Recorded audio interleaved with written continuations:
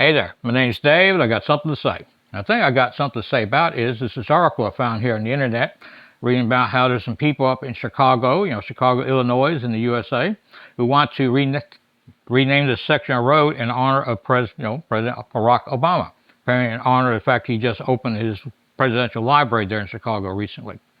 The street itself, there's been a petition to have the street name changed. We've got like 30,000 names or more, and the city government there is starting to work on it. Apparently, what we want to do is take this road's called North Wabash Avenue between East Kinsey Street and East Wacker Drive, okay, and rename it to Barack Hussein Obama Way. Kind of, like I said, a way of honoring the president. President Obama, and like I said, just opened his library. Now, the interesting thing, though, is along this stretch of road is the Chicago version of the Trump Tower. Okay, and of course, people are kind of wondering, is there something more going on here? A little bit of skullduggery going on.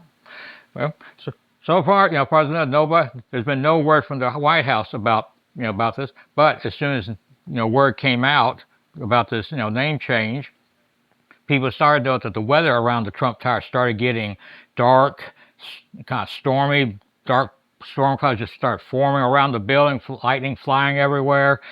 The wind, howling, and that the sign that says Trump Tower on the side started glowing this angry-looking orange color. And then people reported to look up the side of the building, and so this gigantic orange eyes just started forming, and then they could then hear this what sounded like a voice coming from the clouds saying, "No!"